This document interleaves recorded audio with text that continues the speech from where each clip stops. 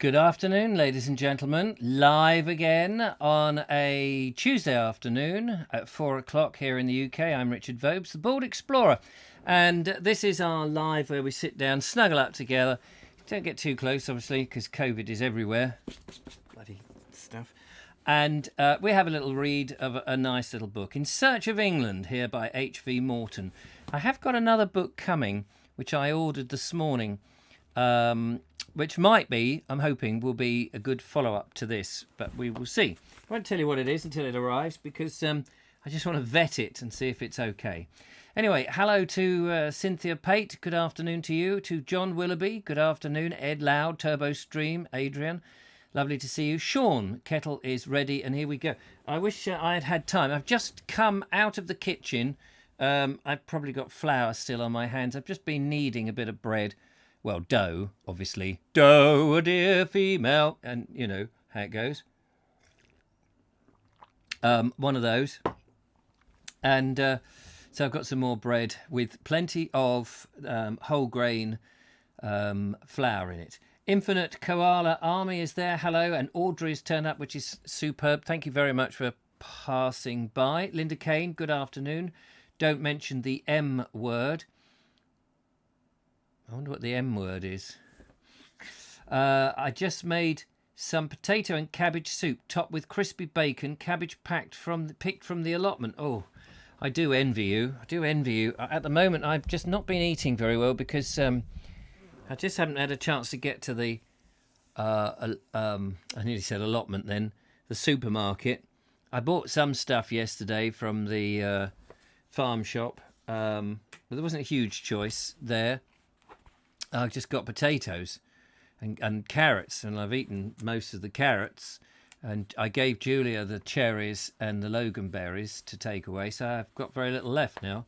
So I've got to go and venture into the COVID shop. Turbo, I've just read that. Days of Yours, howdy, Ria. Hello, Richard. Hello. Lovely to see you. Thank you very much for coming by. We're going to carry on with our little reading. I've been out, sorry, just poked that in my ear. I've been out to a lovely mixed farm, mixed livestock and arable farm with sheep, and apparently they've got pigs. I didn't see the pigs, but they've got pigs, and they've got different types of cattle, different types of sheep, and they do arable as well. Soup sounds nice without the bacon for me as a vegan. Yes, well, I imagine that would be lovely. Good afternoon, says the lovely Julia. Hello, lovely Julia. So I've got a treat for you in terms of a video tomorrow. I have just edited it up. It's very lovely. It's a lovely couple and their two daughters who operate the farm. Really nice. Nice to see and very encouraging for me on my journey. But I've yet to get any money in to earn enough to buy some land, which apparently is going to be extremely expensive. Anyway, Andrew Norris is here. Hello, Andrew. Lovely to see you. I guess you could use vegan bacon or crusty bread.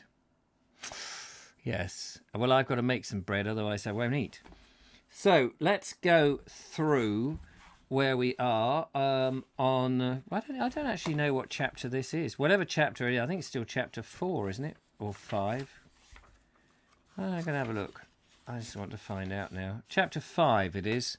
Oh, I think I've been putting chapter 4 up on the thing. Anyway, here we go. Every Friday morning, Mr. and Mrs. Bill Brewer, Mr. and Mrs. Harry Hawke, Mr. and Mrs. Jan Stewart, Mr. and Mrs. Peter Gurney, Mr. and Mrs. Peter Davy, Mr. and Mrs. Dan Whiddon, Mr. and Mrs. T. Cobley, and half the rural county harness the grey old mare in the farm cart and set out for Barnstable. The body of the cart is occupied by Sarah's brown calf under a net, or by 3 protesting piglets. Beside the farmer's wife there are 2 big wickerwork baskets, known by the old name panniers. They're covered even, with butter muslin. In one basket are the biggest, reddest and shiniest strawberries you ever saw in your life, a great jug of brown Devonshire cream, several pounds of bright gold butter and cheese, and in the other lie 2 dead fowls and a duck, trussed and plucked, their intimate internals neatly pinned to their wings. It's always nice to have your intimate internals neatly pinned to your wings. I have my intimate internals neatly pinned to my wings as a matter of course. In fact, I do it when I get out of bed first thing in the morning. It's something to do with giving me extra stamina in the day. So the farmer and his wife, with a week's hard work in byre and dairy ready for sale, jog solidly along the country lanes, the crisp clippity-clop of the old grey mare, an accomplishment, an accompaniment to their thoughts, whatever these may be. I don't know what their thoughts may be. They draw rein in Barnstable. Here they part company. The wife arms her panniers and goes off in one direction. The farmer, after an exciting landing, makes off with the calf, or the piglets, in another. The husband and wife will not meet again until the end of the day, and then they will jog home together in an empty cart, talking finance. The pannier market to which Mrs. Farmer takes her baskets is one of the most characteristic country sights you can see in Devon. Beneath the big roof supported by iron pillars, about 500 farmers' wives and daughters sit before their stalls on which they display their market's work. It is, generally speaking, a woman's market. For every dairy farmer who has a stall, there are at least 50 women. The contents of each stall are more or less uniform, because all these women are engaged week after week on much the same work. How people buy here puzzles me. One duck looked just as good as another, one basket of strawberries as fresh and as big as the next, and there seemed nothing at all to choose between one bowl of brown cream and all the other bowls of brown cream. Yet all day long the aisles between the sitting stall-holders are packed with connoisseurs, feeling ducks, sampling strawberries, choosing butter and cream. The air is sweet with the scent of herbs, fruit and flowers. The percentage of bobbed heads among the daughters of rural Devonshire is about 1 in 200.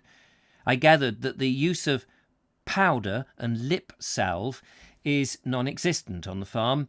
The farmer's wife is a competent, business-like woman, and like most West Country folk, a pleasant, ready-to-laugh with you type. This is poultry. Oh, hang on.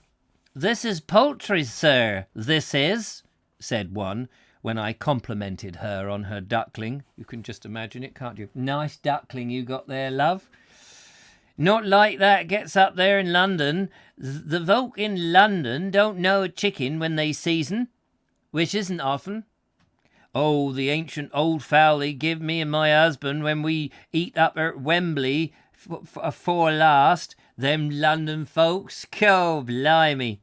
The shrill hubbub of conversation goes on all day long.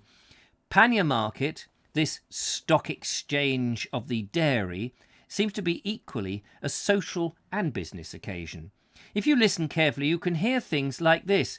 Oh, yes, and she's open for a boy, you know. Oh, £1 and £9, ma'am, thank you, that's fresh. But Nell tells me that Tom be a-courting that red-haired girl over at Chalacombe. All fresh, madam? Yes, that's right, laid yesterday, ma'am. And Mrs. Hawkins got her Jack to buy her one of them pineolas at the Crediton show. That he did. A great thing that always plays with his feet. Half a pound of tuppenny rice. All right, half a pound of treacle. Stick it up the Wisley Watts, and that's got somebody's weekle. Yeah, there we are. Very good, madam. Thank you. Thank you. Thank you. Not like the markets we have here. Where the flowers are lovely, dear. Flowers are lovely. All lovely flowers. Do you remember when you used to go round the market and there would be some pathetic-looking, dour-looking woman, you know, with straggly hair, unmade up, sort of looking a bit dishevelled, and in her hand wrapped in silver paper were sprigs of heather that she'd got off the heath. Do you remember those days? And, there she would be with hairy chin and teeth missing and a big boil on her nose going, "Lucky heather, dear. Lucky heather. We like some lucky heather. You look lucky, love. You look lucky. Lucky heather."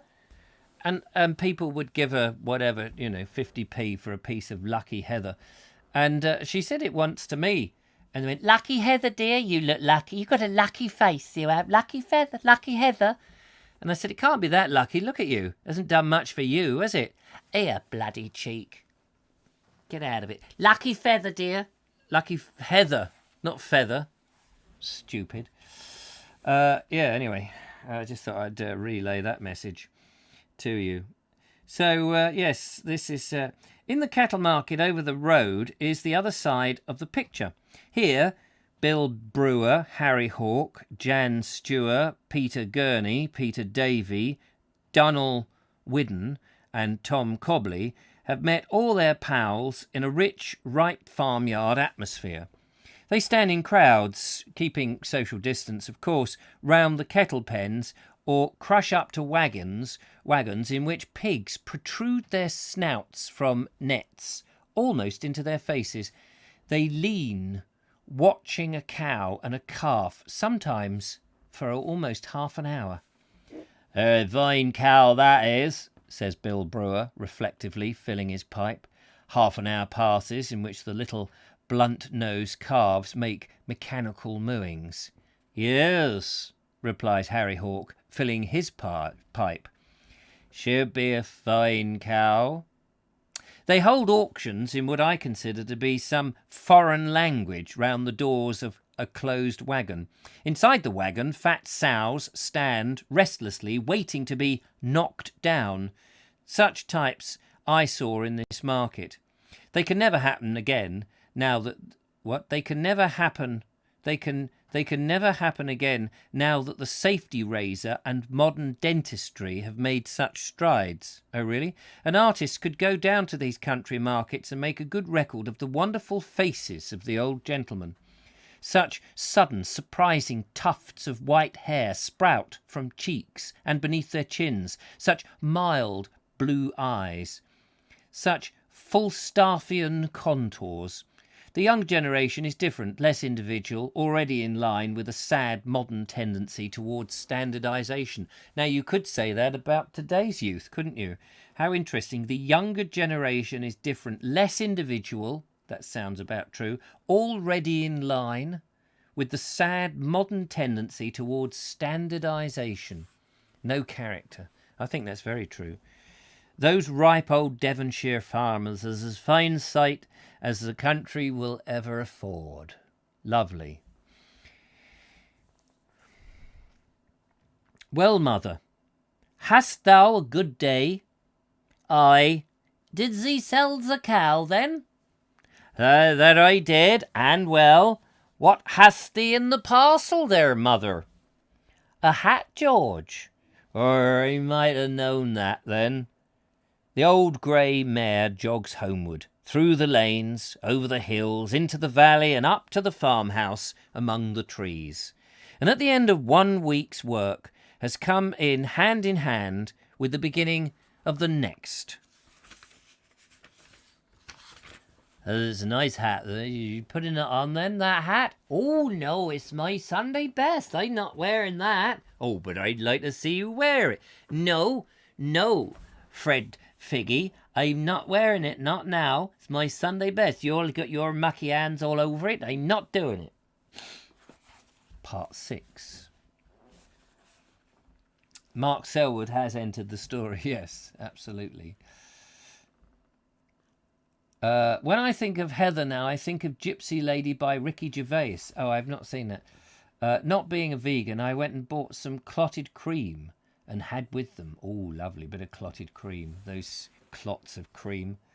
They are complete and utter clots, aren't they? Ooh. Part 6. I was going to bed early, very tired, when I heard a gust of gargantuan laughter from the bar parlour of the inn. What was going on down there? A yellow moon hung over Exmoor in a sky that was not yet dark. The hills, with their patchwork fields of sage and apple-green velvet, lay wrapped in a delicious duskiness. Small clouds of flies hung, apparently motionless, in the air, and swifts cut across the sky like black darts, screaming as they flew. Ha ha ha ha! Ha! Burst again that sudden Homeric mirth from the bar. Through the open window came the sound of tankards banging down on wood, the smell of strong tobacco, fought with and conquered the scent of night stock. Yes, I would go down and find out what they were so happy about. I would, I thought, talk to some of the old men. There must be good stories to be picked up over those tankards. I bent my head in the doorway and entered a smoky cavern of gloom. Clouds of tobacco smoke swirled in the light of a hanging paraffin lamp. The dark room smelt of beer, corduroys, dust, dogs, lamp oil, and that indefinite whiskery smell of old men. Above the open fireplace sprouted a fine 12-pointer. Deer slots hung on the walls between grocers' Christmas almanacs. Behind the bar, the landlord, in shirt sleeves, but wearing a felt hat as a badge of office, drank gin and water when he was not filling tankards with cider and beer. Facing him was a crowd of labourers, farmhands, gamekeepers, young farmers and others. I edged my way towards an old man who sat in the corner of a wooden bench, smoking a pipe, and as he took his bright red interest in the noisy room. He was a marvellous old man, bent rheumatically forward, so that he will die, as he has lived, in an attitude of ploughing a field. Like many old grandfathers in this part of the world, he had never wasted money on dentists. His teeth having left him long ago, his mouth had retreated into his jaw, giving his face a singularly sweet and childlike expression. Oh, I love that. I can just imagine one of these sort of gurning old duffers, his teeth having left him long ago, his mouth had retreated into his jaw, giving his face a singularly sweet and childlike expression. Here, I thought, is the typical old man for whom I have been looking for since I struck Exmoor. He accepted a tankard of ale with a merry twinkle, and I settled down to hear the simple story of his life. "Have you," I asked casually, "lived here all your life?" He removed his pipe from his little Cupid's bow and replied in a loud and incredible voice, Aye, Zuri, that groom..." "What?" "That goom and Zoe apple after Killygroom." "Really?" I said. "Aye," he said. "The zeeds as said as is a."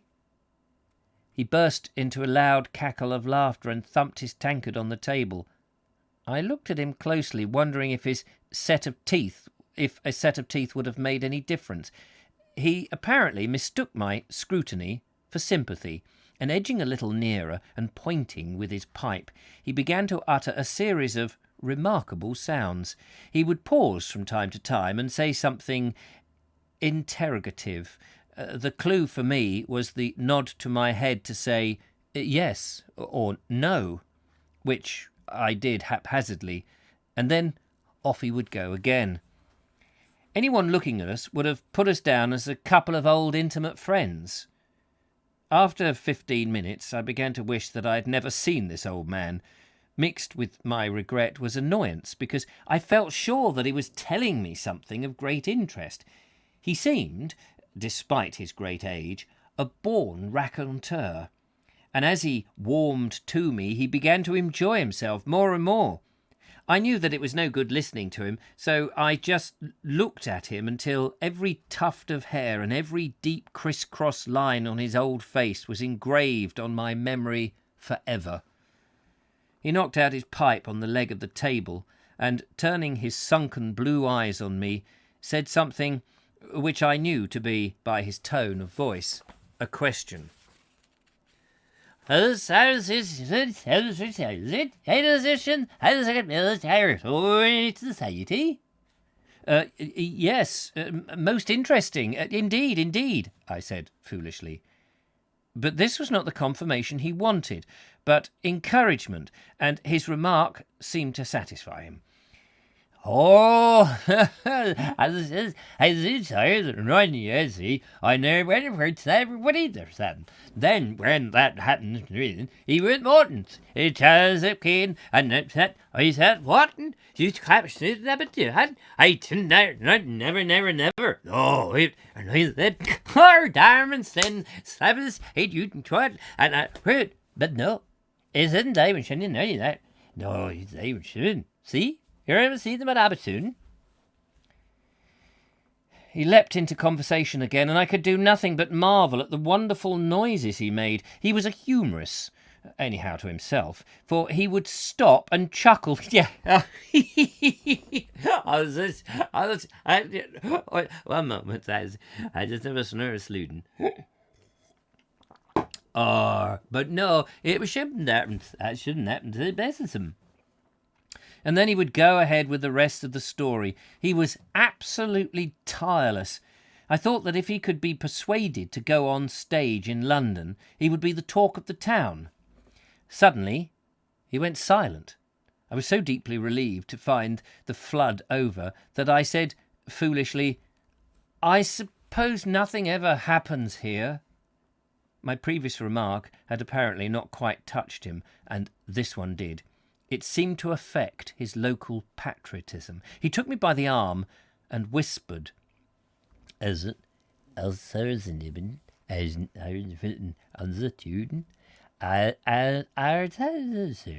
not waving around the tool. It's got it. Got it. That's what it's got. It's got it. See? Sir, you got that? See? Then he drew me back to study the effect of this remark on me. Worn out by deceit, I had no spare expressions left. My face must have been a blank. He edged up and whispered again, I was so telling you that it didn't shut. Did it? Zitten it? Did nothing? It was no better. I couldn't understand one word. It was a trying situation. I think he must have said something terrible, for evidently mistaking my look of dulled ignorance for one of chilled horror. He nodded his head quickly, and then reassured me that the previous remark was an actual fact. Then he whispered again. I felt there was no logical conclusion to our deadlock. We could go on like this forever. I can't quite catch what he says, I remarked to a man sitting next to me. The old man turned to interpret eagerly and whispered that unaccountable sentence. Oh, sir, said the other man, he says you say nothing ever happen here, but you be wrong, sir. Why, he says we had a murder 5 years back. That we did. Time, gentlemen, please, time, said the innkeeper. It's almost like Zebedee had just landed. Time for bed. There was a hasty gulping down of drink, a confused matter of farewells. I'll see you in the morning. Is it? It is, isn't it? Oh, well, Harry, night. Good night, then. See you in the morning. Harry, it's about the thing that's under the embers there. Under the embers, you do it. So a confused matter of farewells from which emerged the final stage of an argument apparently hotly proceeding for some time. Keep thy London, said an angry man in corduroy breeches. "I've seen 'em, and I don't like 'em. Keep 'em and give me a stag coming up Pollock Hill." The big yellow moon saw a slow, heavy-footed company clump out onto the road opposite the White Hart, stand for a moment, and then scatter towards the village. As I went to draw the curtain across my window, I saw Grandfer, standing on his stick below, as if loath to go home. I wondered what on earth we'd been talking about during that incomprehensible half an hour. I felt certain that I had listened to the interesting conversation which any man of the period of Simon de Montfort would have understood with ease. A philologist would, I think, have walked miles to hear it. Dialect it may have been, but I believe it bubbled up from a well of English undefiled. "Good night," I sang out, but before he could get in his last word, I drew the curtain. Well, what about that then? Tattoos aren't a rebel. Just going through some of the comments here at 26 minutes in. Ed Loud, it's true. We are on about there. Planet, a good afternoon, everybody, says Michael. Angel, good afternoon to you. Afternoon. I'm Morton. Was that wonderful, says Lee Lawson.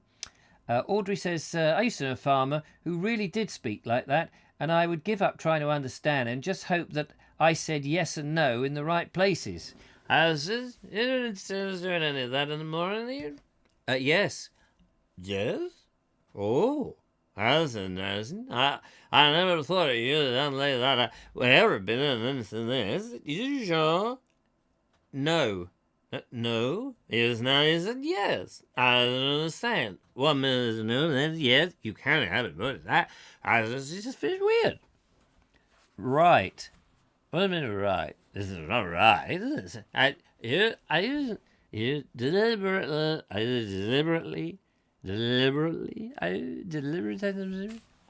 I'm sorry, I understood. Anyway, any man of the panel of Simon de Montfort's, any man of the period of Simon de Montfort, Morton Lewis loves it. Yes, of course. Any man of the period of Simon de Montfort. Oh, dear. Whenever I hear men boast of hills, I will rise up in praise of the hills of North Somerset. The Devon hills are fair and woody, the Cornish hills are wild and craggy, but the hills of Somerset rise up to the sky clothed in the clothes of heaven, or the cloths of heaven. How they lie in wait for you round corners, how they hold something back for the last quarter of a mile, how they stand up in clusters, 6 or 7 together, like the domes of 6 or 7 sunken St. Paul's. Somerset Hills lift up to the sky fields which are among the loveliest in England. Seen from a distance, they are a squared patchwork of gold, sage green, apple green, and red. The gold is mustard, the apple green is wheat, the sage is barley, and the rich red-brown is ploughed soil. When the sun is over them, the cloud shadows moving like smoke, the scent of the warm hay in the air, and the larks holding up the blue sky with their little wings, the hills of North Somerset bring man very near to prayer and make him thank God for life. Now the car took Countisbury Hill in a stride, as it were, and I sped on, admiring far below the deep blue green of the sea, and to my right the amazing sweep of Exmoor.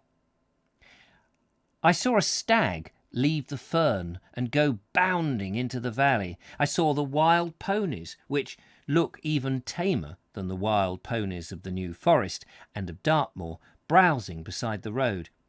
I came at length to the notorious Porlock Hill. Here I paused in doubt. Should I descend the old hill that slips away into the valley like a toboggan slide, or should I pay 1 and 6 and take the new toll road? Considering the average price for switchbacks at fairs and exhibitions, I thought 1 and 6pence almost a bargain. I noticed that they wisely collect it before you begin the descent, and not the other end. Yeah, probably because your brakes don't work and you go, bye! I went on steadily down the 1 in 4 gradient, the hind wheel in the air and the bonnet to the earth. I was taking a bend in the most workmanlike manner and wondering about the humorist who had put up at a corner a red Dangerous. A motorcycle and sidecar came wearily around me on a bend, making a noise like a machine gun corps showing off to the general. On the motorcycle was an earnest young man, and in the sidecar was a girl. Love, I thought, conquer all of things. I proceeded sentimentally for the next half hour, admiring the red gravel of the road, the rich red sandstone banks, the yellow cubes of the sunlight falling through the lace leaves, when suddenly I pulled up on the edge of a suitcase. I pulled up on the edge of a suitcase that lay most out of place in the centre of the road. I pulled up on the edge of a suitcase that lay, looking most out of place, in the centre of the road. I imagine that Porlock Hill shakes off more luggage than any hill in England. You've got to imagine, I suppose, these old cars had these suitcases on the back rack, didn't it? Exposed. That's how I'm imagining. There lay the suitcase upside down. When I picked it up, the clasps sprang back and the contents lurched heavily into the lid. Boing! Oops!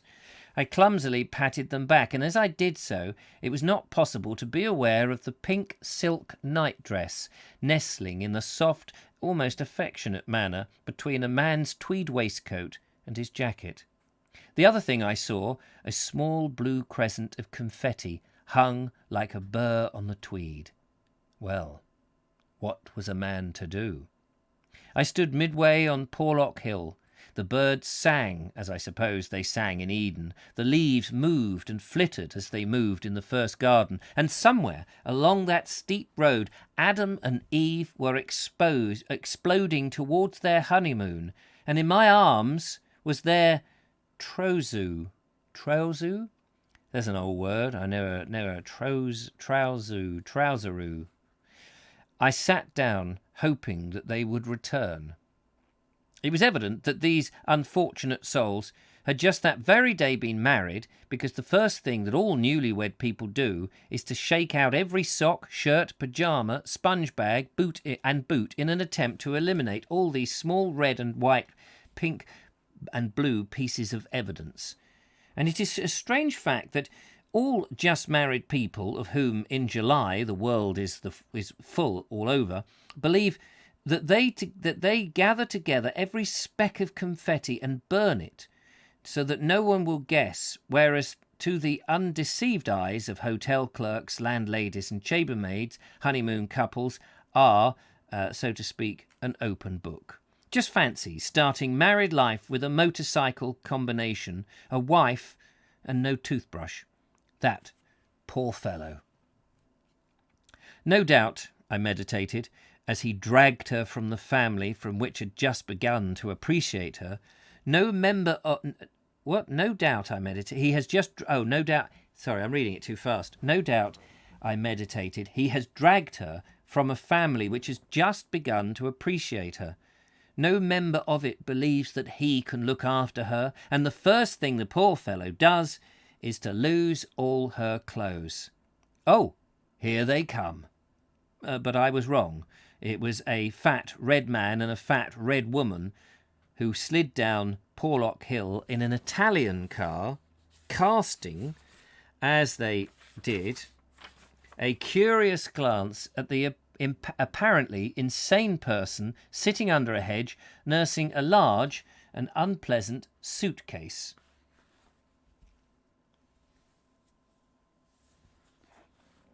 Down in the delicious vale of Porlock, I found the cottage of the police sergeant. He didn't seem surprised when I handed him the bag. Most honeymooners, most like... What?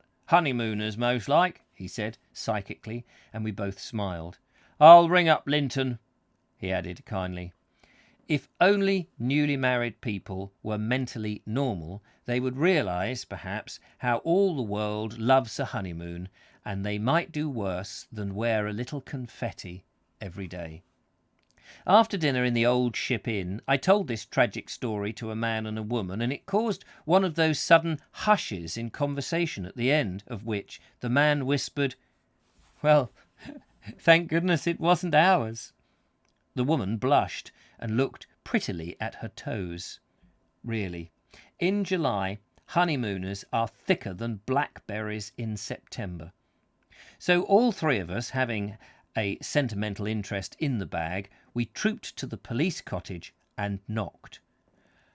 "Oh, yes, half an hour after you left they came in," said the sergeant.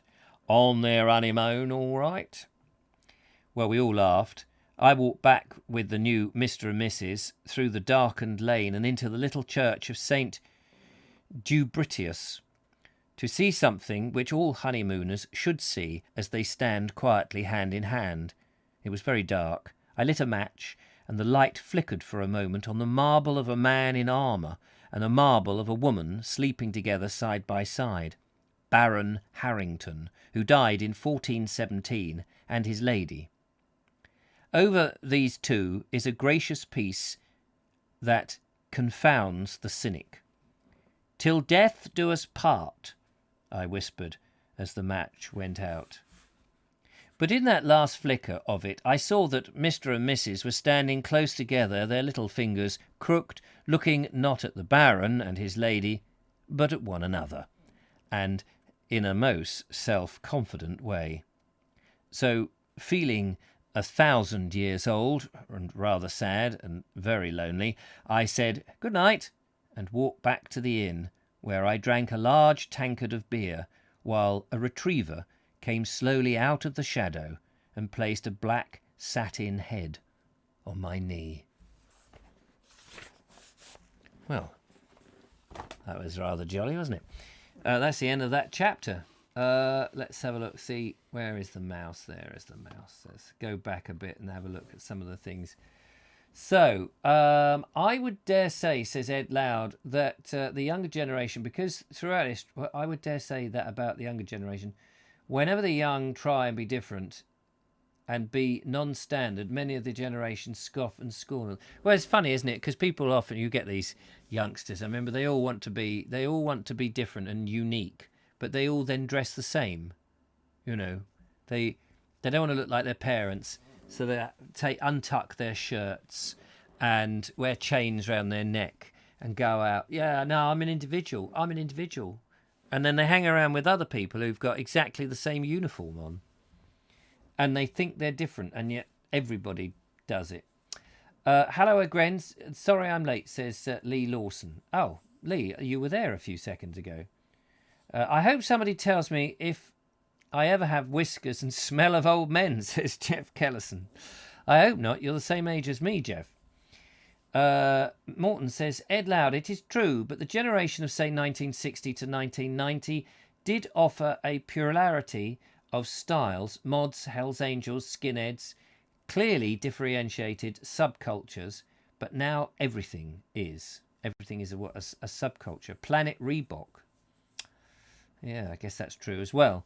What else have we got here? Audrey says, I used to know a farm labourer who really... Oh, I've read that, didn't I? Sorry, I went up a bit too far. Travis, that hill used to have break-fail runoff points into sand traps. Oh, right. Oh, yes. I wonder if it's still... Oh, you know the hill in question. Good for you.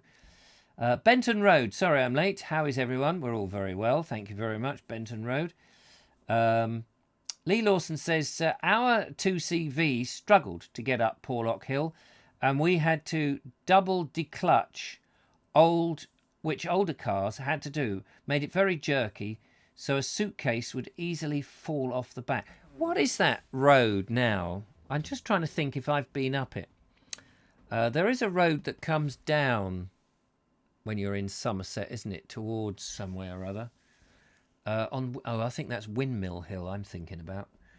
I think Porlock Hill was the place where the poet Coleridge wrote Kubla Khan.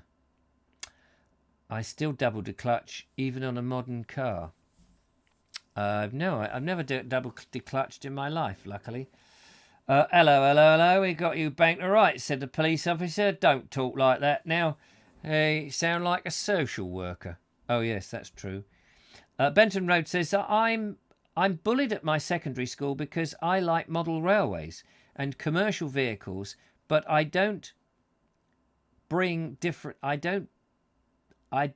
like being different to the footballers and bullies. Good for you, young Benton Road. You stick with your things. Don't let them bully you. I was bullied at school. I was used as a battering ram against the school. School is still standing. I am now bald. Porlock's in Devon. Oh, right, fair enough. Sorry to hear that, Benton. I like model railways too. My uncle had a massive one. He also had a railway. Yes, it was Morton. Stick to what you enjoy, Benton. There we are. Some of our crazes want social workers instead of policemen. It is a strange world that we do live in, ladies and gentlemen. It is a strange world. Chapter 6. We'll just do a tiny bit of this. This is a shame Glastonbury Gabriel's not here. We'd like this. Describes Glastonbury and the Holy Thorn. I sink into Bath, take the waters, hunt for Mr. Pickwick, and see ships riding at anchor in the streets of Bristol. The most conspicuous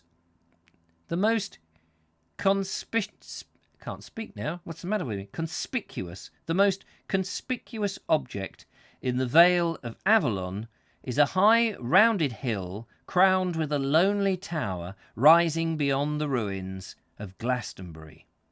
The hill is known as Glastonbury Tor, and the building is all that remains of the old pilgrimage chapel of St.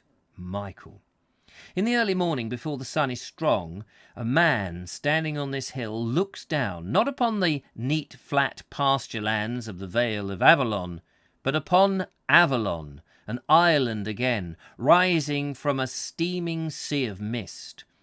In summer the mist rises from the fields as if it was a ghost of that sea which covered the valley in the age of legend. In the cold wind that runs before the dawn, a man looks down upon this faint moving vale, watches it writhe in spectral billows over the land, steaming upwards in faint lines in the high places, and so exposing the darker objects beneath, which, in this hushed hour, seemed almost like the bones of heroes, or the hulls of legendary barges sunk in some old poem. It was over this sea to Avalon there moved that dusky barge, dark as a funeral scarf from stern to stern, in which the hooded queens bore the dying Arthur, his scabbard empty of Excalibur.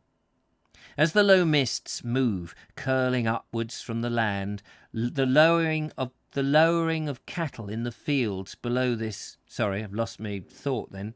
As the low mists move, curling upwards from the land... As the low mists move, curling upward from the land, the lowing of cattle in the fields below rises starkly in the silence, as though it might be the wailing that died upon this mere so long ago, as though in the first hours of a summer's day the Isle of Avalon remembers Arthur.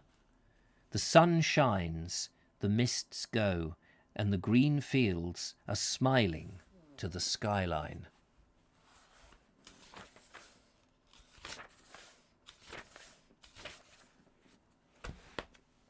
Might leave it there because the next bit is quite tricky. It's basically words on a page that need to be read. And that's why it's tricky. Life gets better after school. The bullies don't do so well in the real world. Cynthia is speaking words of wisdom there. I was bullied, and look at me now. I'm cowering behind the internet. I'm here, above the parapet. Turbo says, do it your own way, Benton. You are only at school for a short while of your life. Yeah, don't get them down. Benton says, same here. I've always been used as a battering ram, but I'm used to it. I joined the Air Cadets and became a corporal, and some of them have backed off. I used to be bullied so bad that I wouldn't go to school. Well, as Turbo says, it's only a short while. Don't let it get you down. People have done some terrible things to themselves. And the biggest and the best piece of advice I can offer to anybody is don't do anything rash, because your future self, you in the future, are waiting for you. And you in the future is going to pat you on the back for everything that you do to keep yourself sane now, because your future self, the future of you, is in your hands now. And I say that to a number of people because what you do now, you'll be so pleased of in the future. So you stick to your guns, have your interests, don't necessarily share them with people who are not interested, just get on with them yourself, and your future self will be so proud that you did that, and you will have a wonderful life. You're better than any bully. There you go. Michael Angel says that when I was at school, one of my tutors, Mary Kane, wrote a book about the so-called Glastonbury Zodiac. And she was a very strange lady indeed. Yes, I bet she was. Benton, take some boxing lessons, says Morton Lewis. These mothers will soon back off and you won't find any bullies in the boxing gym. Come on, all of you, come on. Wise words from Richard there, Benton. There you go. You just, don't keel in. The trouble is we all keel in. We all... it's like at the moment with this COVID situation, people are caving in and they will look at themselves in a year's time and be going, really? Why? You've got to stick to your guns. You really have. If I remember correctly, says Trevs, getting back to the point, Porlock Hill is on the A39 just past Minehead. I remember it when travelling to my parents' place at Westwood Hoe, if I took the coast roads. Deep and true thoughts. There we are, Days of Yore. There you go. Anyway, unfortunately, I have some bread that needs to be attended to. Well, actually, it's probably got another half an hour or so. Julia says some good things. Benton, sorry to hear that, but don't let them get you down if you can. Absolutely. So there we go. Anyway, thank you very much for watching today. I'll be back again tomorrow. And we will do the same again. No Vogue show this evening. Sorry about that. But every good man needs a day off. Cynthia Pate says, Richard, for being who you are, good advice to us all. Yep. Thank you very much. I read it somewhere and it stayed with me. Always think about your future self. I mean, obviously do things for now. It's like, if you want to go on, I think it's people who say have a habit that they want to give up, and it's hard.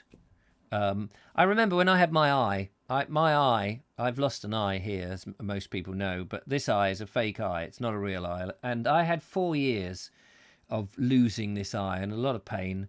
I was at the time single parenting my children, trying to get them to school. Shouldn't really have driven, because this eye couldn't open, because it was in sympathy for this eye, which was in such pain and agony that in times I would fall. I would just get such stabbing pain. I would collapse to the ground for about half an hour with this so intense, like someone sticking needles in your eye. It was no painkillers were going to get rid of it. It was just absolutely, the only thing that would get rid of it was the drops, the anesthetic drops. Well, because you're not allowed to have them. So yeah, you'd have, these anesthetic drops would take. So there was that absolute agony, rolling on the floor. I'd get my kids to school and I would drop to the floor many times in the day and bashing as you do, bashing your things. Stop. And somebody said to me, a good friend of mine said to me, he said, I know you're in pain and I know it's awful. And I said, I can't cope. I just can't cope. And he said, well, it will pass. It will pass. I know, because at the time you think it's never going to bloody pass. And when will it? But I'm now. Well, it was 2006. I mean, was that 15 years ago? For goodness' sake, time has passed, and I don't have those pains. That there may well be other things coming along, but your future self. I didn't give in. There was a time when I was ready to jump in front of a train because it was so painful, and I'm glad I didn't. So me now, my future self of that person there, is glad that I didn't do anything silly.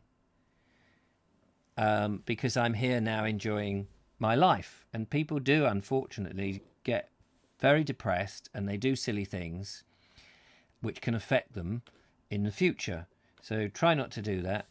It's the same with habits. If you're trying to give up smoking, for example, it's hard and it is grueling. But you've got to think of your future self that will be going, thank God I did that. Thank God I gave up. Because look at me now. I'm not coughing and spluttering. I haven't got cancer of the lungs or whatever it is. I'm healthy now. But it was hard. But anything like that that's worth having and achieving is hard. But it passes.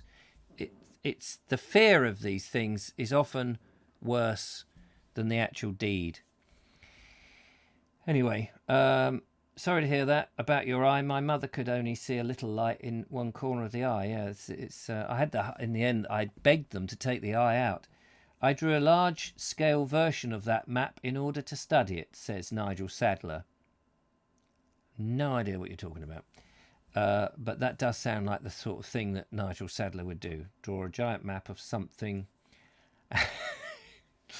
Nothing lasts forever. Nothing lasts forever is my motto. There we go. Anyway, that's it for today. Thank you very much for joining me. Very kind of you. Come along. Look after yourself. Stay safe. And don't forget, at the end of next week, apparently, we've all got to be muddled up. We've all got to be muzzled. So, I've got to find something to muzzle my face up. I wonder if you can go to a supermarket with a balaclava on. Oh, dear. Anyway, take care and talk to you soon. All the best. Bye-bye for now. Bye-bye.